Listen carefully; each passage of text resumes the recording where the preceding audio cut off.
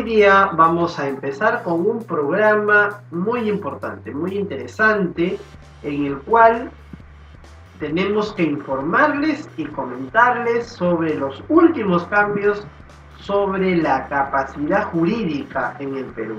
Es un cambio que ha venido en septiembre del 2018 y que vincula directamente a las personas con discapacidad. Y para eso vamos a hablar a quién se le conoce como una persona con discapacidad. Y vamos a ver la ley. ¿Qué dice la ley al respecto? La ley sobre las personas con discapacidad en el Perú dice que una persona con discapacidad es aquella que tiene una o más deficiencias permanentes que al relacionarse con su entorno va a encontrar barreras en el acceso a ese entorno. Entonces ahí es donde se va a generar la discapacidad en la que se encuentran muchas personas. Según las cifras que podemos ver, las cifras en el Perú dice que somos alrededor del 10.4% de personas con discapacidad. Esto es algo de 3,5 millones de personas. 3,5 millones de personas que hasta septiembre del año pasado no podían ejercer sus derechos por sí mismas. No podían casarse, no podían contratar, no podían acceder a un trabajo digno, decente, remunerado, en condiciones de igualdad. No podían ejercer los derechos fundamentales vinculados a la propiedad. No podían comprar, no podían vender, no podían heredar por sí mismas. Todo eso lo tenían que hacer utilizando ¿qué? Un curador, un representante o un apoderado, que era designado por un juez. Ni siquiera la propia persona podía designarlo, sino tenía que ser a través de un proceso judicial donde se lo declaraba incapaz o muerto civil o sin derechos para que se le designe una persona que lo represente y que haga las cosas por él. Eso, señores, a partir del 4 de septiembre del 2018 ha cambiado definitivamente.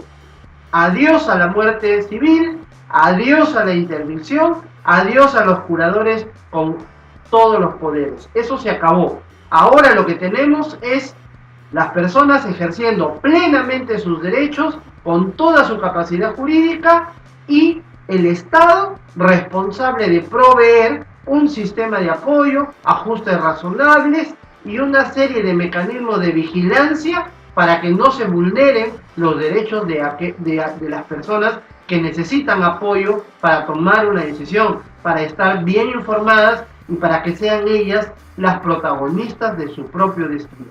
A partir del 4 de septiembre de 2018 se han introducido 63 modificaciones al Código Civil, de las cuales vamos a conversar una a una, las más importantes, las que se involucran directamente a las personas con discapacidad, a la familia, al adulto mayor y a las personas de movilidad reducida. O sea, no solamente es para un pequeño sector, sino es para un número amplio de la población y que es importante conocer cómo va a funcionar eso ahora en nuestro país.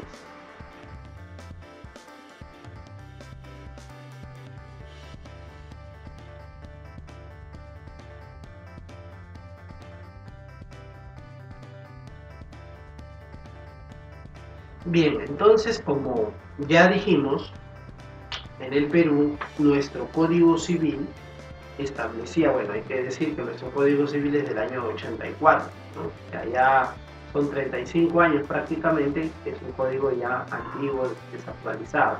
Hoy día la legislación en el mundo ha cambiado mucho, entonces cuando se hablaba de algunas personas, se decía que existía la incapacidad. ¿Qué cosa era la incapacidad? Era la situación de la persona que por su estado mental, por ejemplo, a las personas que sufrían un retardo mental, que tenían un síndrome Down, a los loquitos que nosotros le decimos y que no deberíamos decirles así más, las personas sordociegas, o sea, personas que además de no escuchar, tampoco pueden ver al mismo tiempo, sordociegas, ciegos sordos o ciegomudos, que la ley dice que no expresaban su voluntad de manera indubitable, o sea, a esas personas que no podían expresarse y que no podían dejarse entender. A ellas, la ley, el Código Civil, decía que eran personas incapacitadas. Y como personas incapacitadas, obviamente no podían ejercer por sí mismos sus derechos. Y si no podían ejercer sus derechos, no tenían la capacidad jurídica. Entonces, la capacidad jurídica, recalco, es esa facultad que tenemos todos para tomar decisiones y producir efectos legales: matrimonio, herencia, compra-venta, transferencia, adopción, etcétera, etcétera. ¿Cuándo cambia esto? Ya dijimos, a partir del 4 de septiembre del 2018. Se aprobó el decreto legislativo número 1384. Ahí lo tienen en pantalla. Decreto legislativo 1384. ¿Qué dice este decreto? Modifica 63 artículos del Código Civil, nada más y nada menos. Toda una modificación trascendente para muchas personas en el Perú. ¿Y esto por qué?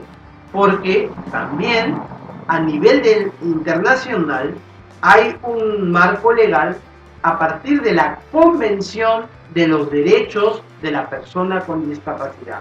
La Convención de los Derechos de la Persona con Discapacidad, que se aprobó en Naciones Unidas el 13 de diciembre del 2006. 13 de diciembre del 2006. Y en esta convención, que es la primera convención sobre derechos humanos en el siglo XXI, esta convención, además de decir que a nadie se puede discriminar y que todos somos iguales, como ya lo decían otros instrumentos internacionales, el artículo 12, que es el central, que es el meollo de esta convención, el artículo 12 dice que todas las personas con discapacidad tienen plena capacidad jurídica, plena capacidad jurídica. Y por eso es que con ese marco, con ese paraguas que nos da este tratado internacional, se pudo cambiar el Código Civil con el Decreto Legislativo 1384. Y hace poquitos días también salió un reglamento del Poder Judicial donde faculta que los jueces implementen este Decreto Legislativo 1384. Entonces, ahora vamos a ver cómo es que va a funcionar. Les decía que cuando a la persona se le decía que era incapaz y que no podía ejercer sus derechos porque tenía un retardo mental o porque tenía sordoceguera o era una persona ciego-sorda o porque no podía discernir, porque no podía expresar su voluntad de manera clara, precisa, de que no quede duda, entonces se la interdictaba. El término legal es ese, interdicción. ¿Qué cosa era la interdicción? Es decirle a esa persona, tú no vas más, tú no ejerces tus derechos por ti, porque tú no estás en capacidad de decidir nada. Y por ti lo va a hacer un curador. Eso era hasta antes del 4 de septiembre. ¿Y quién designaba a ese curador? Ese curador lo designaba un juez, previa declaración de incapacidad, donde era un proceso judicial donde los padres se veían obligados a demandar a su hijo incapaz para que sea declarado así y recién se le nombre un curador que lo represente y que haga las cosas por él. Supuestamente eso buscaba ¿qué cosa? Proteger a la persona, proteger su patrimonio, poner a que no quede a expensas de nadie, sino que sea este curador que ejerza y cuide también de la persona, que se haga cargo, que se responsabilice por el bienestar, por la salud de esa persona. Pero ¿qué ha pasado? En los más de 100 años de funcionamiento de ese sistema, más de 100 años de funcionamiento de ese sistema, nos encontramos con realidades muy duras en nuestro país. Gente que, aprovechándose de esta figura de la interdicción, ha agarrado al familiar, lo ha metido en un centro hospitalario o en una supuesta casa de reposo o de retiro o un lugar, un centro de rehabilitación supuestamente, y se olvidaron de esta persona. Y cuántos casos hemos visto en la prensa, nos hemos enterado, están en el sistema judicial, que estas personas han sufrido maltrato, vejación, han muerto en estos centros digo yo, de reclusión. Bueno, no es de reclusión, sino más bien es un centro de internamiento donde a la persona, inclusive contra su voluntad, ahí los han internado, sometidos a tratamientos, sometidos a fármacos. Lo importante era que se queden ahí, mientras que el curador y la familia hacía y deshacía del patrimonio de estas personas. Mucha gente se ha quedado en la calle, se ha quedado sin un centavo. ¿Por qué? Porque justamente los familiares han hecho y han deshecho. Y nadie podía vigilar eso, nadie controlaba eso, porque claro, el curador tenía muchos poderes y nadie lo controlaba. Hoy en día eso ha cambiado totalmente. Primero, que a nadie más se le puede interdictar, y todos los procesos de interdicción quedan anulados, quedan a foja cero, y las personas que fueron interdictadas en el pasado hoy ya han recuperado su capacidad jurídica. O sea, a nadie ya se le puede decir que es interdicto, que es incapaz y que no puede ejercer su derecho. Eso ya no se le puede decir a nadie. Porque los que fueron interdictados, ellos ya recuperaron todos sus derechos. Y si estas personas quieren que haya un representante, que haya alguien que los apoye para tomar esas decisiones, porque es necesario en su vida cotidiana, ellos mismos pueden designar, ya no como antes. Ellos mismos pueden designar a esta persona de apoyo. Pueden designar a 1, a 2, a 3 personas de apoyo. Y ojo, algo importante que trae la norma. No solamente las personas con discapacidad pueden valerse de este mecanismo, sino también las personas con movilidad reducida. Pueden hacerlo las personas de tercera edad, nuestros viejitos, ¿no? Y ellos mismos pueden decir que quieren que fulanito o sutanito sea su persona de apoyo, su hijo, su sobrino, su hermano, un amigo, ya no como antes, porque antes incluso la ley te obligaba que tenían que ser familiares, que tenían que ser parientes, el esposo, la esposa, el hermano, el tío. Ahora no, ahora es más abierto el sistema. Pueden hacerlo aquella persona que sea designada por la persona con discapacidad, por el adulto mayor. O sea, estamos en un sistema mucho más abierto, más seguro, porque además ahora esta persona de apoyo no va a hacer lo que se le venga en gana, sino que va a estar vigilada por el sistema judicial. El juzgado de familia tiene la obligación de vigilar de manera permanente el cumplimiento de las funciones que va a tener esta persona de apoyo. A eso se llaman los sistemas de salvaguardias, que también están establecidos ahí en la norma, y que no son poquitos, sino que son de diversa naturaleza, de diverso tipo, y lo más importante, que el juez puede implementar aquellos sistemas que estime conveniente, de acuerdo a cada caso. Y bueno, como yo les había invitado a que me escriban, ya acá tenemos las primeras comunicaciones que están preguntándonos en nuestras redes sociales por este tema. Entonces vamos a contestar rápidamente para poder darle más ligereza al programa y así absolver todas sus dudas. Amigos, ya nos están llegando nuestras primeras preguntas. Recuerden que pueden escribir a nuestro correo derecho@tusderechos19@gmail.com. Bien, vamos a preguntar acá, Jos, ¿quién nos está escribiendo, Jos? Diana desde San Juan de Miraflores nos pregunta si ahora 2 personas con síndrome Down se pueden casar.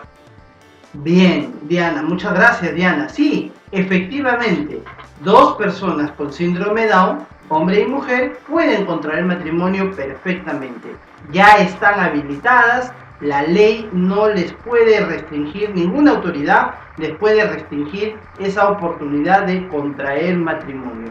Solamente tendrán que cumplir con lo que establece el Código Civil respecto a que no sean parientes entre sí, que se hagan sus exámenes de sangre, que se hagan los exámenes que exige los requisitos de la municipalidad, pero por estar en situación de tener una discapacidad, tener síndrome de Down, no puede ser utilizado como impedimento para contraer matrimonio. Así que sean felices y que coman perdices nuestros amigos con síndrome de Down que quieran casarse. Bien, creo que tenemos otra pregunta. A ver, Jones. Antes de arriba, quiero saber si una persona con discapacidad puede abrir una cuenta de ahorros. Muy bien, Juan, muchas gracias. Sí, efectivamente, las personas con discapacidad pueden tener acceso al sistema financiero y pueden abrir una cuenta de ahorros, pueden abrir una cuenta corriente, pueden hacer y recibir remesas al exterior, pueden hacer todas las operaciones financieras que el sistema permite a todas las personas con igualdad de derechos. Ningún banco, ninguna entidad puede negar ese derecho, menos aún a partir del 4 de septiembre del 2018 que salió el decreto legislativo 1384 que reconoce a todas las personas plena capacidad jurídica. No se olviden. Y si hay alguien que tiene problemas con estas entidades o con obtener una tarjeta de crédito por el tema de discapacidad, pueden ustedes denunciarlo ante Indecopi a través del libro de reclamaciones, pueden presentar una queja a la Defensoría del Pueblo y también pueden escribirnos a nosotros a derecho a tus derechos. A ver, repito de nuevo el correo, me confundí. Derecho a tusderechos19@gmail.com.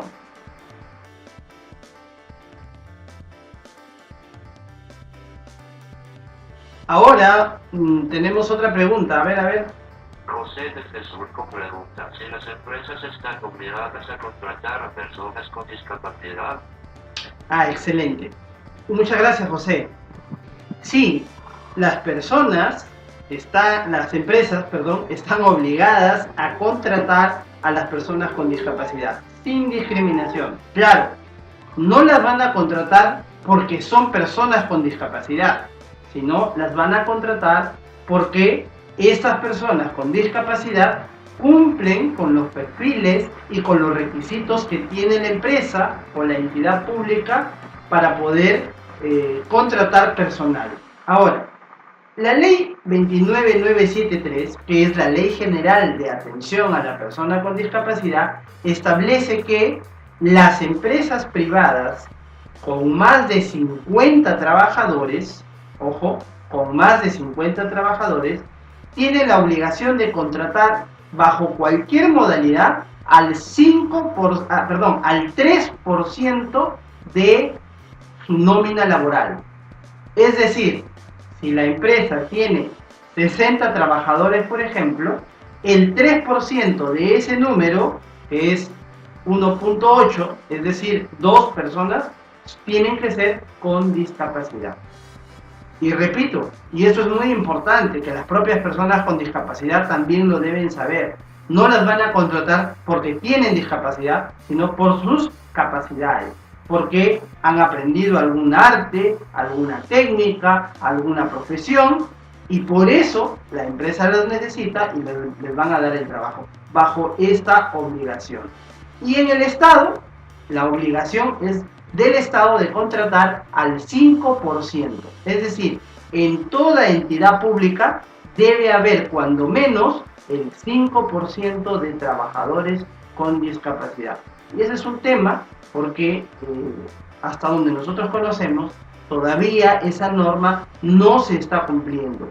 El mismo Estado es uno de los primeros que está incumpliendo con esta norma. Por eso es que estamos trabajando fuerte también desde las organizaciones en las cuales nosotros apoyamos para que esta norma se cumpla, tanto en el Estado como en las empresas.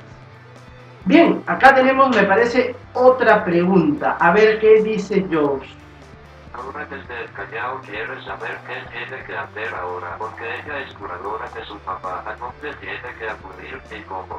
Ah, muy bien, Laura, muchísimas gracias. Un saludo a todos los amigos del Callao. A ver, Laura, mira, efectivamente tú habías sido designada curadora de tu mamita a través de una sentencia judicial, ¿verdad? Un juez en un proceso de familia de interdicción se te nombró como curadora, porque tu mamá ya tiene una edad y seguramente evaluaron, de acuerdo a un examen psiquiátrico, que ella no estaba en capacidad de tomar decisiones o de ejercer. Entonces, como hemos dicho al principio del programa, eso ya no va más.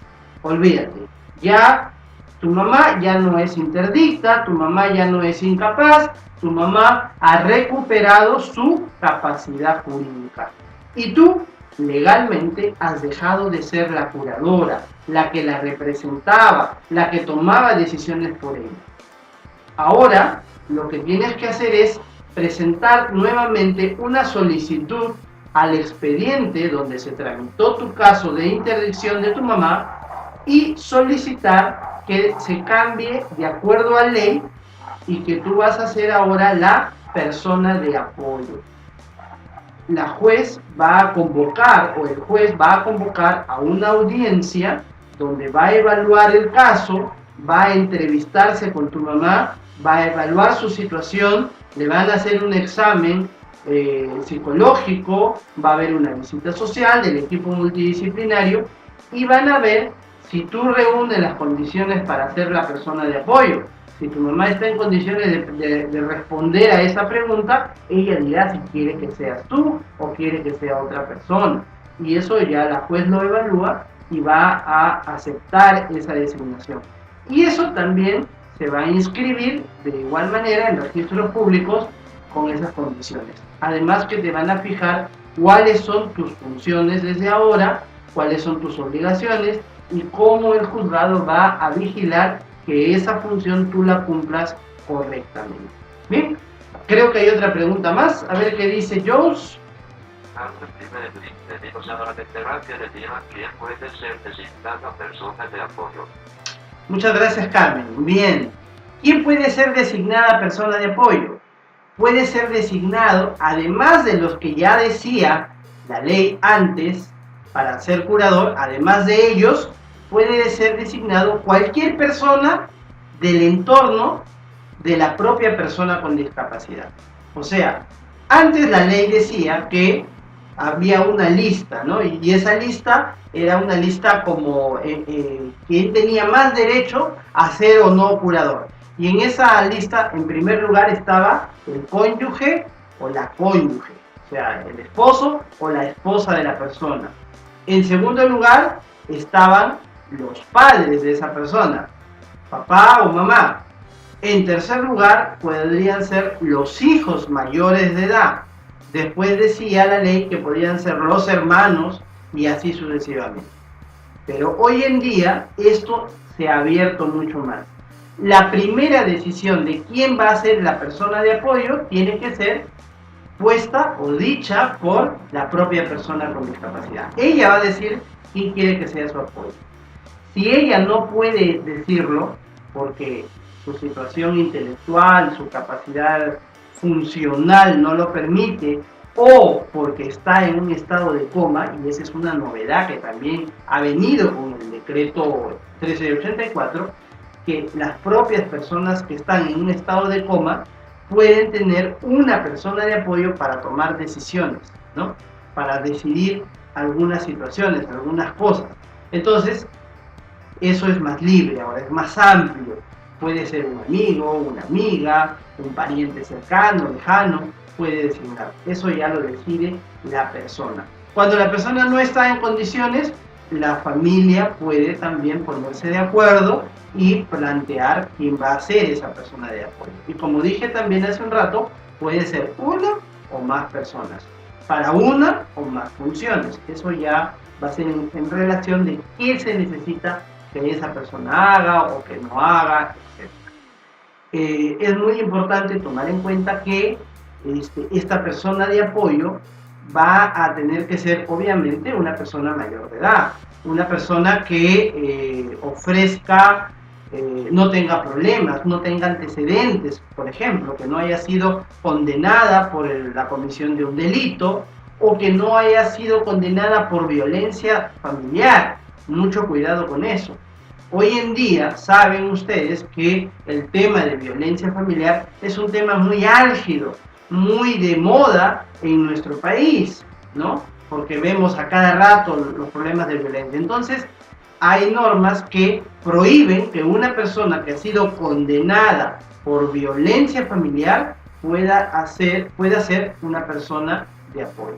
Porque obviamente se entiende que la persona de apoyo tiene que tener ciertas calidades, cierta conducta, cierta manera de ser, y no puede ser pues una persona agresiva, no puede ser una persona que haya tenido problemas de violencia con menores, con parientes. Entonces obviamente eso ya lo descalifica a la persona. Bien, a ver, creo que hay otra pregunta. A ver, Josh. Flores desea saber si los colegios están obligados a recibir a los niños con discapacidad y de qué grado. Muchas gracias, Irma. Sí, mira, tu pregunta efectivamente la hacen muchas personas también y espero que por aquí la podamos aclarar. De acuerdo a la ley 28044, que es la Ley General de Educación, la ley 28044, Ley General de Educación, habla de que el sistema educativo en el Perú, bajo todas sus modalidades y niveles, se hace bajo el enfoque de la educación inclusiva. ¿Qué quiere decir eso? Que nadie debe quedar fuera de recibir los servicios educativos. Y ya sabemos que la educación en el Perú es gratuita, ¿no? Y además es obligatoria. Todas las personas con o sin discapacidad deben recibir el servicio educativo, ya sea a través de las instituciones públicas del Estado o a través de las instituciones privadas que el Estado autoriza de manera oficial. Y ninguna institución educativa se debe negar, debe negar el derecho a recibir en su institución a las personas con discapacidad. Será la escuela, será el colegio que tenga que hacer las adaptaciones necesarias, la capacitación a sus docentes, reunir los elementos de accesibilidad, los materiales y todo lo que la persona, el alumno con discapacidad necesita para desenvolverse de manera óptima en la escuela. En general, no se debe excluir a nadie del sistema educativo. Esa es una obligación de todo el sistema. Ahora, es verdad que de acuerdo al grado de discapacidad, la persona va a acudir al sistema regular o al sistema especial. Porque en el Perú todavía tenemos los dos sistemas, el sistema regular y un sistema especial, lo que se llama la educación especial y los centros de educación especial. Que la ley dice que allí deben ir aquellas personas con 2 o más discapacidades, o lo que también se le llama multidiscapacidad, o personas que tienen una funcionalidad muy reducida, ¿no? No tienen mucha autonomía, entonces y requieren aprestamientos diversos, terapias constantes y una educación muy personalizada. Lo que no ocurre, por ejemplo, con otras discapacidades como discapacidad visual, como algunas discapacidades físicas, ¿no? Donde es más viable que puedan insertarse en la educación en el sistema regular.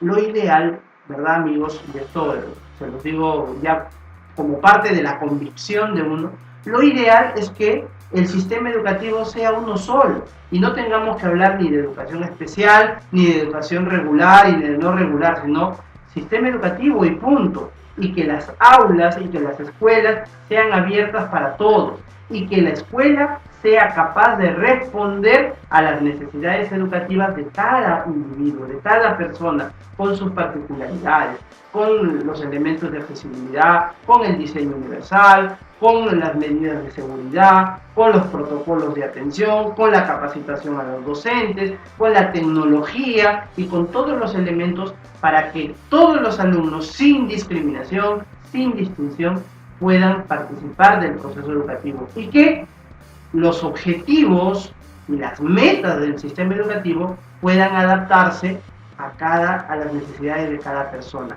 Que el 100% de cada persona sea aprovechado para que pueda recibir esa educación. Y no necesitan todos aprender las fechas, no todos necesitan aprender la tabla de valores químicos, por ejemplo, cosas de ese tipo que ya cada docente en cada caso tendrá que ir seleccionando y perfeccionando para darle a cada quien según su necesidad y según su capacidad, pero todos en la misma escuela. Porque las personas con discapacidad vivimos en la misma casa, con los demás hermanos, con nuestros padres, vivimos en el mismo barrio que todos, vamos a los mismos hospitales que todos y también tenemos que ir a la misma escuela que todos. Y es la escuela la que tendrá que adaptarse. Con eso creo que Irma queda respondida la pregunta, así que hay que ver en cada caso qué es lo que corresponde y asesorarse también con los especialistas. Y amigos, los invito a que nos sigan escribiendo a derechoatusderechos19@gmail.com, que en este programa y en los que vengan seguiremos respondiendo a todas sus preguntas. Y vamos a continuar ahora con la última parte de nuestro programa para ir cerrando, porque ya el tiempo nos está ganando. Así que les quiero, a modo de conclusiones, decir lo siguiente. Ok, gracias por seguir escribiéndonos. Los invito a que nos sigan haciendo likes en el Facebook y a que envíen sus preguntas y también sus opiniones y qué temas quisieran escuchar para poder prepararnos y poder dar a conocer estas situaciones y todos los marcos legales. Quiero, ya para culminar casi, porque estamos al borde, decirles que hoy el programa ha sido básicamente para aclarar los cambios que se han hecho en el Código Civil sobre el ejercicio de la capacidad jurídica de las personas con discapacidad. Ya sabemos que no va más la interdicción, ni la muerte civil, ni la incapacidad que se decretaba antes, no va más los curadores, no se puede restringir el acceso a los derechos de las personas con discapacidad y que los sistemas han cambiado. Ahora ya tenemos el sistema de apoyos y de ajustes razonables y de las medidas de salvaguardia, y todo eso ha transformado pues el sistema de protección jurídica de las personas con discapacidad. Ustedes, amigos, que tienen una persona que fue interdicta, ya saben que tienen que solicitar a través del juzgado que cambie por el sistema de apoyos, que se designe el sistema de apoyos y que las personas han restablecido totalmente sus derechos. Los juzgados de familia son los competentes para toda esta situación. Ya salió el reglamento también del propio Poder Judicial, dando las pautas, los plazos procesales y el mecanismo que se debe utilizar del proceso no contencioso, que está regulado en el Código Civil. Entonces tenemos que acudir a este nuevo mecanismo para viabilizar los derechos de las personas con discapacidad. No me queda más que agradecerles a todos ustedes su participación con sus preguntas, sus visitas a nuestro Facebook, y a que continúen. Lo único que les quiero pedir es que difundan este programa, inviten a sus amigos, a la familia, a vernos, a seguirnos, para poder seguir enterándonos, de este tema, de muchos otros temas más que trataremos los invitados que también vamos a traer próximamente, que ya los anunciaremos a lo largo de la semana, para que ustedes también participen de manera activa. Porque recuerden que este programa es para ustedes, porque en este programa vamos derecho a tus derechos. ¿Y por qué? Porque hecha la ley, no hay trampas. Y recuerden, quiero dejarles esta idea, discapacidad no es incapacidad. Y en el siglo XXI nadie se queda atrás. Gracias.